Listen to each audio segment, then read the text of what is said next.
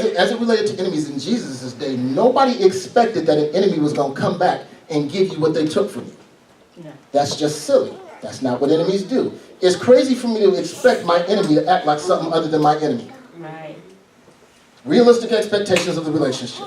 Somebody that is my enemy takes something from me, and I'm wondering why they took it, is because they decided that they were my enemy. Whether or not I wanted to accept that fact is a completely different question.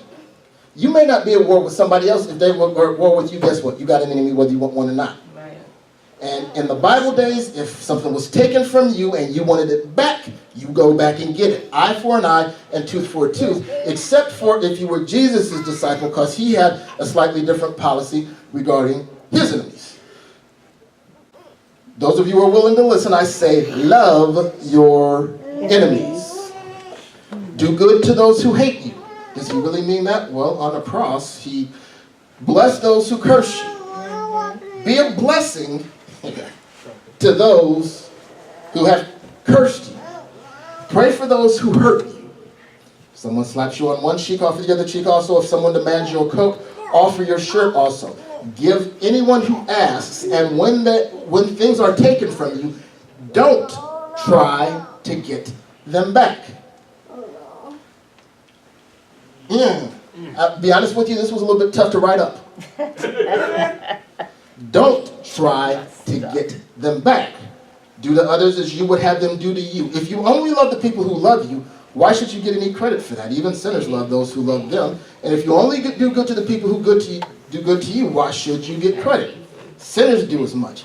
And if you only lend money to those who, if you only lend money to people who can repay you, why should you get credit? Even sinners will lend to other sinners for a full return. Then your reward in heaven will be very great, for you will be truly acting as children of the Most High, for he is kind to those who are unfaithful and wicked. If God acts that way, I expect you to act that way. Do not judge others, and you will not be judged. Do not condemn others, or it will all come back against you.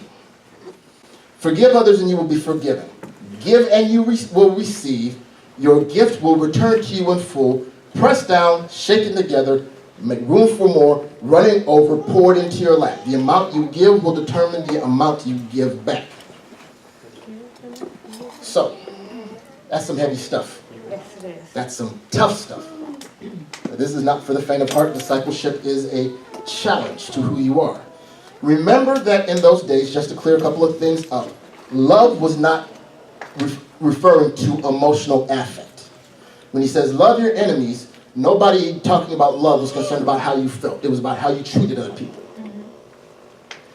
You showed how you treated other people, showed how you were feeling, but they weren't concerned with what you felt. They only cared about what you did. But I would submit to you that it is kind of hard to bless somebody that you hold animosity towards. Yes. Very hard. It's hard. It's a challenge. Sometimes downright impossible. Sometimes has you in a straitjacket hugging yourself. Crying. Yep. It can be almost impossible to bless somebody towards whom you feel some kind of way. So, in this politically charged climate, if we are supposed to pray for our leaders, it's hard to pray for somebody you hate. Yes. Yes, it is. The two don't match up. How can I sincerely intercede and ask for God to bless somebody that I can't stand? I have it. And I'm not talking, and not just pray that they be blessed, because sometimes we'll say, well, God bless them, but God's saying you bless them. Like, I want you to bless them. I don't want to have to go and bless them. I'm not. God, you do it. No, you do it. Sometimes we struggle to forgive because we expect an enemy to act like something other than an enemy. Because what that means is that we've been betrayed. We think somebody's going to be our friend and they're actually our enemy because we won't accept them for who they presented themselves to be. And we have set ourselves up to be betrayed. And that is a much more complicated emotion to try to work past. Sometimes we struggle to forgive because we expect an enemy to act like something other than an enemy. Accepting a person for who they show themselves to be can be difficult because what it means is that they're not going to give us back what they took. Think about this. I think they're my friend.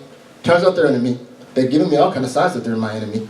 We don't want to accept that they're my enemy because what that means is I can't expect them to give back nothing that they took from me. Because an enemy is not going to act like a friend. An enemy is going to act like an enemy. Enemies don't give you stuff back. You have to go back and get it. So if this person took something from me and I want my stuff back, that means either I have to go get it or I have to try to figure out how to make them my friends so that way they can give me back what they took from me. Which is why I think sometimes we spend so much time trying to figure out what we did to cause somebody to dislike us so that way we can figure out what we can do to get them to like us and actually treat us the way we want to be treated so we can get back the stuff that they took from us. Because if I can make them something other than what they've shown me to be, maybe I can hope that they're going to do something other than what they've always done. Wow. Instead of worrying about getting our stuff back, Jesus instructs his disciples to actually give them something extra. And what is given to our enemies will be returned to us, pressed down, shaken together, and running over. Now, usually, just as and I couldn't help but point this out, usually when you hear pressed down, shaken together, and running over, it's church offerings. Yeah. Yes. This passage is not about church offerings, it's about giving to enemies. So unless the church has declared itself to be your enemy, they really shouldn't be using this verse. God has not promised in Bible to give back what you give in the offering, pressed down, shaken together, and running over. He is saying that what you have given to your enemy will be returned unto you, pressed down, shaken together, and running over. That's a little bit less exciting. I think I'll just keep what I got. Or somebody might say. This is arguably one of the greatest challenges of discipleship and the object lesson that Jesus demonstrated on the cross. We'll talk more about these challenges later, but the beginning of forgiveness is determining what we can reasonably expect from a person based on who they have presented themselves to be. If I can't accept that, then I'm going to have a hard time letting anything go because I'm still looking for them to be something other than what they are, and that's a different set of rules of engagement.